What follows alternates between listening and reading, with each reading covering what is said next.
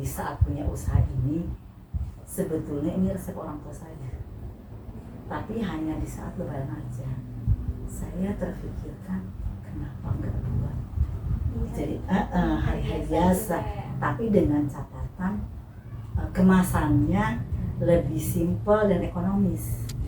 Kalau namanya kue bangkit itu kan kita ada beberapa varian rasa, original, terus keju, kacang, jahe, wijen, dan rasa mungkin ceplis.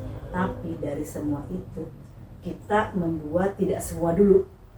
Kita harus menyesuaikan mana yang memang bisa terjual. Alhamdulillah kita mendapat 3 rasa ini, keju, kacang, jahe. Nah ini karena produksinya itu kue ini itu harus di-demand selama semalaman. Jadi biar dia tuh naik itu bangkit. Mungkin zaman dulu itu belum ada baking powder, soda kue, makanya mereka tuh nggak dingin dulu, jadi biar naik gitu. Nah pas pembanggangan juga akhirnya naik kan, akhirnya bikin apa namanya kue bangkit. Tuh, jadi awalnya tuh kita punya 2 nama ya, brand utamanya itu sebenarnya Favin. Favin sendiri basicnya seperti UMKM dan emak-emak lainnya, ketika bikin produk itu pasti pengen nama anaknya. Yang ya kayak zaman-zaman sekarang kan biasanya kayak nama anaknya aja gitu, cuman ketika saat itu gimana caranya yang rada unik sedikit gitu kan. Akhirnya di campuran nama akhirnya namanya Favin itu adalah dari Shiva Savina, basicnya itu. Nah terus berkembang terus menerus, akhirnya kita bikin nama brand sebenarnya jatuhnya kita pengen punya toko namanya Rumah Bangkit Favin gitu. Jadi Favin itu adalah nama brand utamanya, tapi PT-nya atau apanya nih Rumah Bangkit Favin gitu.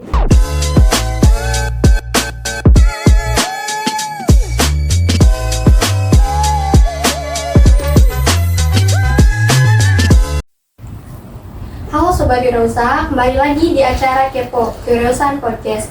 Nah, untuk episode kali ini aku kedatangan narasumber dari pelaku usaha kue Rumah Bangkit Favin. Oke, langsung aja kita kenalan langsung sama pemiliknya yuk. ya, perkenalkan ya, saya dengan Ibu Emma. Dan ini Selaku pemilik dan saya sendiri Shiva. Di sini penerus sekali ya dibilangnya ya. Tapi kita juga sama-sama perintis juga keduanya. Jadi saya di sini berperan sebagai manajer bagian sosial medianya. Oke, berarti dengan Ibu Irma dan Kak Shiva ya. Oke, aku izin tanya-tanya ya Ibu terkait usaha Ibu sama Kakak ini.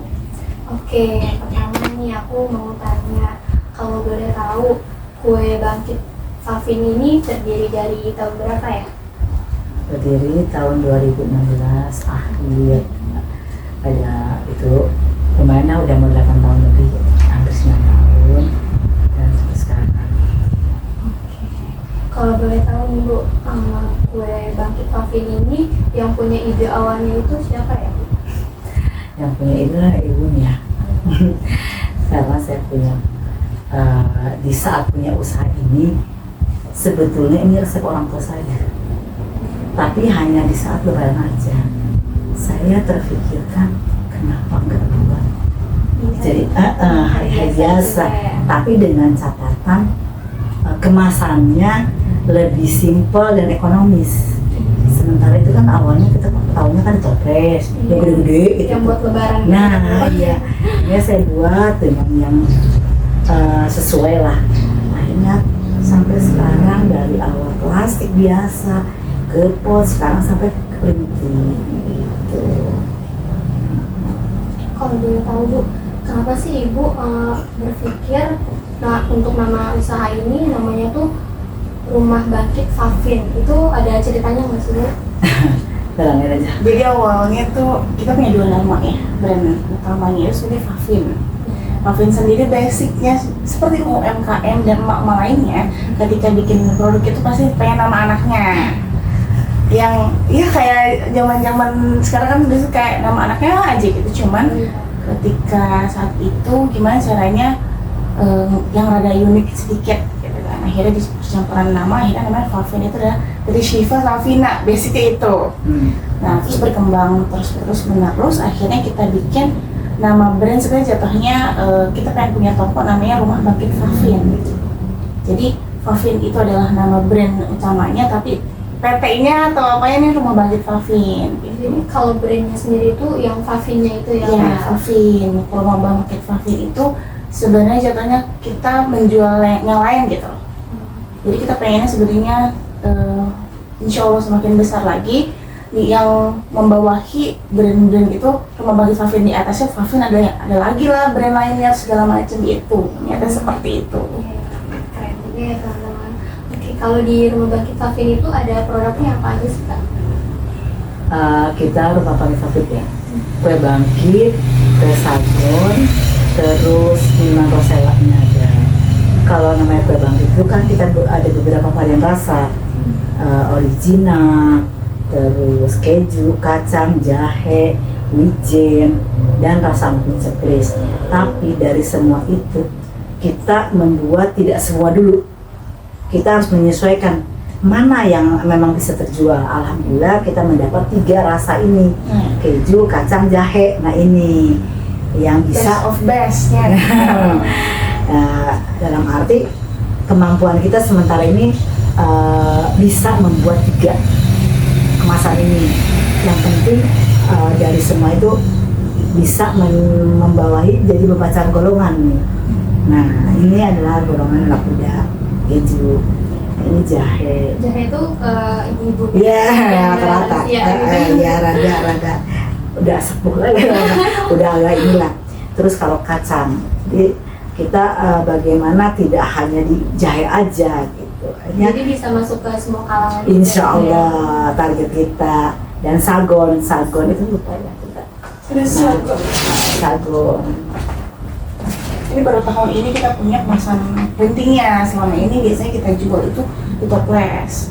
Sebenarnya kalau kue bangkit sendiri memang kita pasti akan selalu jual yang toples, tapi kembali lagi dengan demand-nya. Nggak setiap hari kan orang minta maunya toples. Mungkin ada beberapa event kayak contohnya di Lebaran kah, ataupun memang kayak kita juga lagi mulai untuk jual hampers segala macam. Jadi mereka lebih suka yang toples karena untuk buat ngasih ke orang. Kalau ini mungkin yang daily-nya Ya, gitu. bisa buat cemilan gitu ya Kak. Jadi yang gampang ditutup juga ya. Iya, kalau itu makanannya itu satu lagi ada minuman rosella. Sebenarnya minuman itu cuma pendamping aja sih. Tapi yang utama adalah kue bangkit memang dari awal gitu. Karena mereka ini produknya bahan bakunya itu sama-sama dari kelapa. Kenapa nggak dibuat barengan aja gitu? Akhirnya ya udah beriringan sampai sekarang. Kalau dari semua produk kue bangkit Vavin yang paling disukai pelanggan itu yang mana ya? Sebenarnya kalau dari 3 rasa itu keju ya, kue bangkit ya, of course yang paling pertama itu kue bangkit karena memang udah bertahun-tahun. Jadi yang kalau dibilang best of bestnya dari semua rasa memang 3 rasa ini. Soalnya dari keju, kacang, jahe, wijen, original, dan emping ceplis. Tapi tiap tahun tuh selalu berbeda. Tahun kemarin kita bestsellernya tuh jahe sama keju. Kalau di tahun sekarang? Tahun sekarang malah kacang sama keju. Nggak ngerti juga kenapa biasanya anak-anak muda kan ya sukanya keju segala macam. Pas kemarin kita ada event, kita secara tidak langsung melakukan observasi yang tanpa ditulis ya segala macam, dan ternyata mereka lebih suka kacang gitu. Kok tiba-tiba jadi orang-orang pada kacang? Apakah karena memang lagi zamannya kacang kan tahun ini, seperti kayak pistachio segala macam, jadi orang sukanya yang nati gitu. Berarti untuk tiap tahun itu berbeda ya Kak? Jadi produk yang disukai pelanggan. Kalau untuk produksinya sendiri itu kira-kira butuhin waktu yang lama atau gimana? Kalau dibilang lama bisa, Lumayan. tapi yang penting ada panjang. Kalau kue tradisional itu nggak seperti produk-produk tradisional modern seperti sekarang yang bisa dibuat di 1 hari, bahkan 3 jam udah bisa selesai. Atau kue-kue yang cuman didiemin segala macam habis itu jadi enggak. Ini tuh proses panjangnya lumayan sangat panjang, seperti dari sangrai, bahan-bahannya semua disangrai, terus pengadonannya yang harus kue bangkit itu filosofinya kenapa namanya bangkit itu gara-gara produksinya. Karena produksinya itu kue ini itu harus didiemin selama semalaman. Jadi biar dia tuh naik itu bangkit. Mungkin zaman dulu itu belum ada baking powder, soda kue, makanya mereka tuh ngediemin dulu, jadi biar naik gitu. Nah pas pembanggangan juga akhirnya naik kan, akhirnya bikin apa namanya kue bangkit itu. Kalau sekarang kan kayak udah ada baking powder gitu, jadi nggak butuh waktu lama gitu ya Kak. Nah kita sempat udah coba juga nih sama ibu, kita kan terus R&D dong ya, terus apa yang kesalahan kita terus segala macem, kita udah coba beberapa kali walaupun nggak pakai tuh mungkin beda ya produk-produk bahan baku sekarang sama yang dulu gitu. Jadi kalau nggak pakai malah jadinya nggak bagus juga. Jadi kita pakai sedikit untuk menaikkan kayak apa ya, mengacu apa ya, jadi biar dia lebih bagus gitu naiknya. Tapi tetap kita malamkan dulu. Yang canggih Jadi, Jadi semalaman gitu. Jadi ada kalau memang terburu bisa. Tapi kalau selama kita masih santai aja, udah di malamnya aja. Lebih apa ya, kepuasan mungkin. Iya, dan hasilnya juga Hasilnya lebih memang maksimal. maksimal. Gitu. Kalau rumah bangkit Tauhid sendiri itu kayak pernah ikutin ini nggak sih, kayak bazar atau event tertentu gitu? Ya, kita pernah belajar karena di saat awal kita buat produk bukan berarti cukup puas dengan yang beli aja, tapi dengan bazar itu kita ketemu dengan konsumen. Ketemu langsung. Nah, jadi dari situ ada tester, dia mencoba. Nah, saya dapatnya itu dari bazar itu, kemanisan, rasanya apa. Jadi saya perubahan dari awal sampai sekarang itu saya perubahan. Dalam arti perubahannya yang semakin membaik gitu loh. Jadi itu satunya bazar di Kota Serang, di Banten, dan kita juga udah sampai ke pameran nasional sih masih di Jakarta. nasional. Karena dengan pameran seperti itu kan kita selain bertemu dengan customer secara langsung, kita juga bertemu dengan orang-orang yang memang sama-sama di bidang itu. Kan ada orang yang mau membantu kita ya, jadi kita menjadi sebuah Ada link. baru, terus kayak dari klien juga bisa saran segala macam, bahkan kita bisa ketemu namanya chef segala macam, dia kan jadinya Lebih ini jago gitu. Kasih tambah ini masukan. nih, tambah itu, dan itu udah berkali-kali. Akhirnya salah satunya keju ya, awalnya keju kita mungkin biasa aja atau segala macem, tapi ketemu, alhamdulillah kemarin kita sempat ketemu teman yang sangat baik. Dia tuh pasangan, yang satu chef, yang satu ahli gizi, dan dia kasih saran harus begini, harus begitu, harus gitu.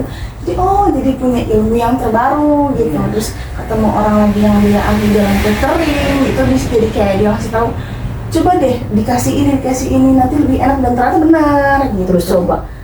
Karena memang kita kan kalau produk itu memang paling enak jualannya online ya, nggak usah ketemu customer gitu. Tapi memang dengan pameran itu ketemu banyak orang yang bagus lah, yang benar-benar sangat suportif juga.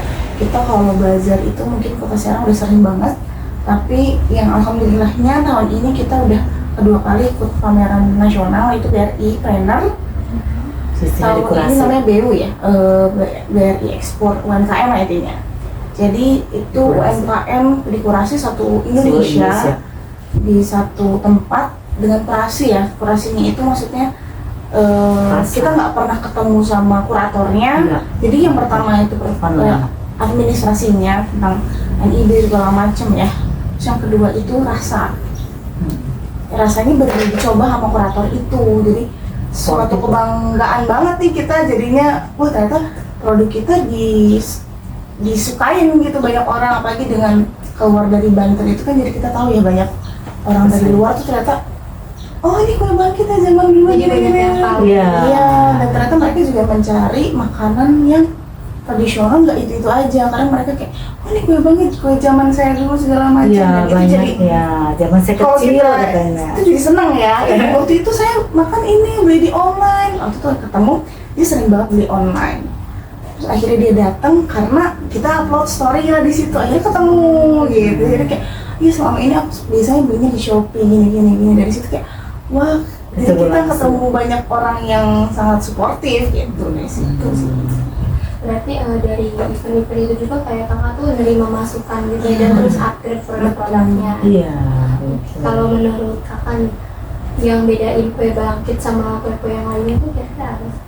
Tapi kalau seandainya dari lidah aku sendiri yang Gen Z lah ya, kalau ini kan memang sudah sering gitu ya. Misalnya mungkin kalau seandainya ini mungkin kayak kalau kita nyobain gitu ya, mungkin kalau seandainya familiar itu, kalau seandainya kita makan kue itu kan udah sering deh ini, tapi kalau makan itu mungkin kalau seandainya kalian belum sama sekali nyobain, kita pasti ngomong kayak ini apa ya, tapi kok ini enak, ini gitu. Perbedaannya mungkin kalau dari signifikannya nggak mungkin dong aku bilang enak-enak gitu kan, tapi kok bisa dijabarkan dengan sangat kastengel atau segala macam. Mereka itu kan terbuatnya dari tepung terigu segala macam.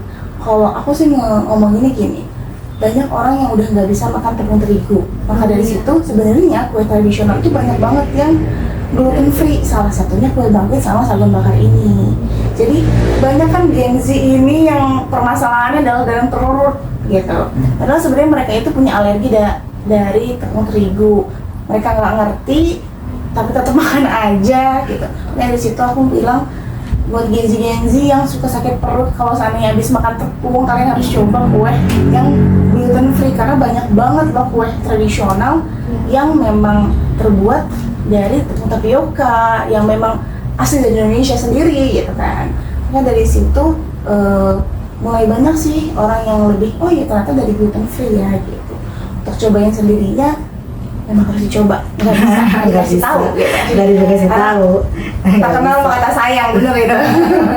Jadi harus cobain dulu ya. Iya, tenang ada tuturnya. Perbedaannya. Iya. Tapi yang udah, karena di sini kan kita punya slogannya, gurih, manis, lumer di lidah. Jadi begitu makan tuh kesan orang lihat nih ya, bilang, ih kue keras, tetap kekeh keras. Kata saya tuh suka konsumennya, boleh dicoba aja, nggak perlu beli, ini dasarnya. Saya disuruh, oh iya ya. Nah saya dengan harus sabar lah ya, bukan berarti dia itu harus diperah, ya udah silakan dicoba, kasih coba. Iya. Ternyata nggak keras, gurih. Iya, itu. Karena mungkin dari dulunya kue bangkit itu karena cukup keras. Iya, katanya ada sebagian masih yang keras. Tetap Sampai saat ini, makanya kita bikin orang mikir masih berpikir bahwa ini bakal keras. Iya. Itu sebetulnya kalau lihat dari belakangnya, ini dapat diciptakan neneknya dia. Kue ini tidak sampai keras. Dari ibu saya sudah menciptakan, cuman saya berinovasi dengan varian rasa. Terus berinovasi sama perkembangan zaman. Tapi kan namanya kue kering jadul itu nggak bisa selalu yang mengikuti banget ya. Contohnya kayak nggak mungkin kita bikin rasa maca karena akan kalah sama kukus-kukus rasa yang lain. Iya. Ya. Selama jalani usaha ini, ada gak sih kayak kakak punya rasa kesulitan atau gimana gitu? Jadi kakaknya sendiri sama ibu. Kalau Pasti kesulitan ada. pasti ada ya. Pasti. Cuma kalau untuk saat ini kesulitannya itu adalah brand awareness-nya itu sendiri. Karena kita bukan makanan yang lagi viral. Kita bukan dimsum mental yang orang kasih tahu itu gitu kan. Kita harus benar-benar ngasih tahu bahwa ini kue bangkit, bahwa ini gini. Jadi kalau seandainya pameran itu lebih capek ke tenggorokan kan, jualannya gitu. Karena memang harus menceritakan kenapa gini, apalagi kalau customer yang kritis gitu kan. Oh, iya. Kan pasti ada yang ini kenapa nih dari ini kenapa. Itu sih apalagi dan brand awareness-nya itu kan nggak cuma dari pameran ya, harus dari konten.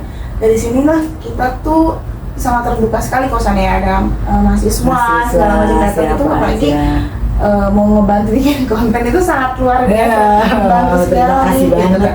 Karena kita kan harus ya namanya juga kita masih UMKM, jadi kita masih sering fokus terlalu produksi terus tanpa memikirkan marketingnya gitu. Jadi memang dari dulu sampai sekarang aku udah 3 tahun sih melanjutkan usaha ini. Jadi selama 3 tahun ini kita strugglingnya itu ada di sosial media marketing. Walaupun sekarang udah lumayan ya kita media zaman, tapi memang tiap hari kan konten itu suka beda-beda kan viralnya. Itu tuh yang kita selalu strugglingnya di situ. Misalnya apalagi dengan kuah kita yang orang tuh nggak ngerti zero kayak nggak tahu apa-apa gitu tentang kue ini. Jadi memang harus menceritakannya luar biasa gitu. Oke, untuk pembelian sendiri itu ada tersedia di mana aja? Untuk saat ini kita memang pertama online.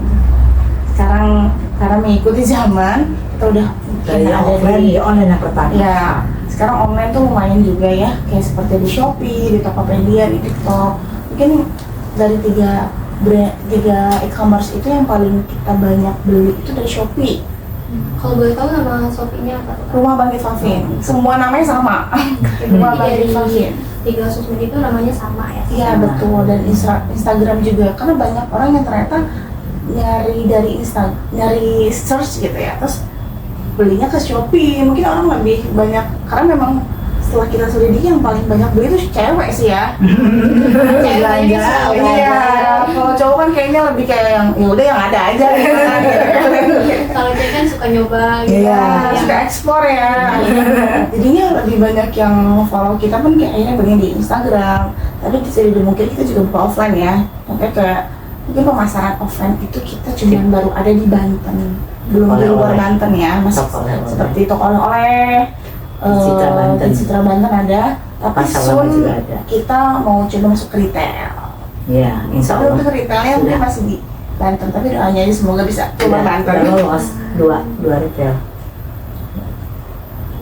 Kalau di apa sih untuk rumah produksinya itu kakak kayak ngebuka untuk pembeliannya juga nggak di situ? Di sini, Iya. Makanya kita bikin mini toko ini karena nggak cuman dari dinas yang datang, karena banyak beberapa orang gitu ya yang suka datang. Contohnya karena kita masukin ke Google Maps ya, tiba-tiba waktu lebaran atau bulan puasa tuh tiba-tiba suka datang. Saya dapat dari Google Maps nih ada jualan apa Bu di sini, kayak kaget juga. Oh ternyata ngaruh juga ya masukin ke Google Maps Rumah Bangkit Favin, padahal cuma toko oleh-oleh mini kue bangkit aja mereka udah datang gitu. Makanya di sini kita mungkin lebih ke B2C dan B2B-nya juga ya, karena customer juga kadang ada yang mau lebih banyak belinya segala macam. Jadi kita mau terbuka juga di sini, tapi memang banyaknya juga lebih ke yang B2B juga gitu. Cuma kalau memang di sini kalau misalnya ada yang mau datang kita terima, karena kita juga open untuk reseller ya. Iya, reseller. Jadi kita penjual Kalau produk. untuk reseller sendiri itu bisa hubungin kemana? Hubunginnya di nomor yang ada di link bio Instagram. Berarti untuk pemesanan juga sama ya, bisa Iya. dari Iya, itu dan tetap hubungin ke WA yang ada di bio itu. Iya, soalnya kita lagi coba GoFood. Iya, betul. Kemarin itu pas bulan puasa itu lumayan banyak. Kita buka hampers ya di GoFood, tapi banyak banget. Karena mungkin orang banyak yang bingung mau ngasih hampersnya apa biar cepet, atau nggak dia lagi ada di mana, ngirim ke yang di Serang gitu biar cepet, atau nggak harus yang isi form segala macam. Ternyata itu lumayan. Bagus. Berpengaruh ke penjualan. Iya, karena kita juga menjualkan bukan hanya kue bangkit, produk-produk teman kita juga. Jadi mereka bisa repeat order yang rasa ini yang bukan bangkit aja, ada produk yang lain ada. Jadi kita memasarkan produk teman-teman kita juga gitu. Kalau boleh tahu produk orang lain yang ada di Rumah Bangkit Favin sendiri itu apa aja? Ada akar pinang, rangginang, emping, terus cipuk, sambal pecel, kembang goyang. Ini juga ada roti, bolu kering gitu. Sebenarnya jatuhnya tetap teman-teman yang bikin produknya sendiri dan kayak tradisional, semi tradisional ya gitu. Karena produk kita juga udah tradisional, jadi di Shopee pun kita jualin yang gitu. Tradisional. Ada yang komen pun kayak oh iya ingat zaman dulu kayak gini-gini, jadi sekalian ada di salah satu toko gitu. Itu termasuk itu Bajai juga, kita agen untuk kota Serangnya. Berarti Rumah Bangkit Favin sendiri itu kayak lebih ke untuk produk-produknya itu yang tradisional. Iya. Iya. Kita memang sebenarnya kita lagi mungkin meningkatkan brand awareness-nya tentang kayak kita masukin di belakang aja satu gigitan 2 kisah rasa. Kenapa kita bilang kayak gitu? Jadi kembali lagi ke rasanya karena rasanya itu kan tradisional, modern dalam satu gigitan gitu. Bu, mengangkat kearifan. Jadi tuh kenapa kita bilang kayak gitu? Karena kalau kita makan kue itu kan kadang suka inget ya, misal kamu makan kue itu kok kayak kue yang dibikin nenek, jadi rasanya rasa modern tapi inget tentang rasa yang dulu sama nenek gitu.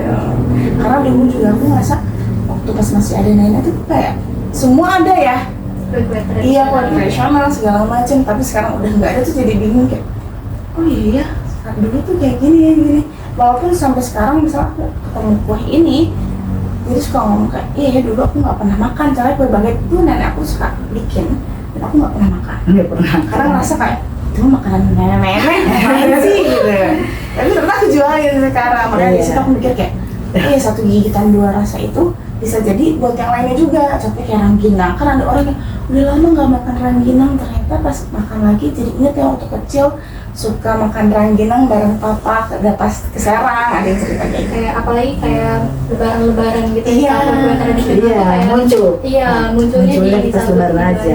Dan memang kita juga di sini tidak hanya tradisional tapi mengangkat kearifan lokal, terutama Banten ya. Kita menciptakan rasa emping ceplis, itu mengangkat di Banten itu kan berlimpah empingnya, iya empingnya. Iya, nangkalnya. Jadi pengen bagaimana mengangkat kearifan lokal yang terutama di Banten ini itu sih. Alhamdulillah sih. Oke, mungkin ini pertanyaan yang terakhir ya dari aku untuk ibunya dan kakaknya juga. Apa sih harapan untuk Rumah Bangkit Safin sendiri untuk kedepannya? Untuk kedepannya pasti lebih maju lagi, tapi lebih bisa setiap orang yang merasakan kue bangkit itu bisa mendapatkan manfaatnya dan tersalur apa niat kita membuat kue bangkit ini kepada mereka. Contohnya dengan mereka makan kue bangkit itu jadi ingat dengan keluarganya segala macam, dan itu filosofi yang belum masuk sampai saat ini ke orang, tapi sudah banyak yang merasakan itu. Dan rasanya kalau ada orang yang kayak gitu, ngerasa kita jadi kayak wah kita jadi bikin senang orang ya, karena dengan makanan itu jadi bikin dia ingat ke keluarga gitu. Mungkin kedepannya bisa lebih baik lagi, lebih di mendunia lah ya. Amin, amin. Dan saya menambahkan juga karena itu filosofi seperti ini. Dan sekarang pun kita bagaimana usaha ini terjalin silaturahmi.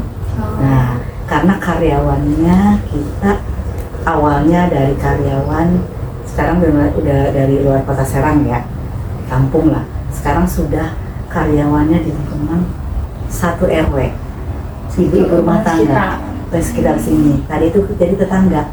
Jadi di situ terjalin silaturahmi, pendekatan persaudaraannya, dan alhamdulillah dengan hati silaturahmi muncul makanan yang insya Allah berkah. Jadi karyawannya perempuan semua, 4. 5 lah jatuhnya ya. Ya untuk karena produksi lah ya. Produksi. Kalau yang ini kan bukan karyawan ya. Iya, ada juga 5 Jadi kita jatuhnya pemberdayaan perempuan itu. Jadi nggak cuma bikin produk, tapi bisa bermanfaat bagi banyak orang. Itu. Oke.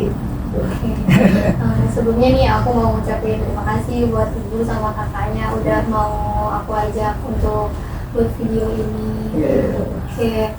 Oke, mungkin untuk sesi kali ini cukup segitu dulu ya teman-teman. Semoga dengan adanya kegiatan kali ini bisa buat inspirasi oleh teman-teman yang nonton juga. Terima kasih, sampai jumpa di episode selanjutnya.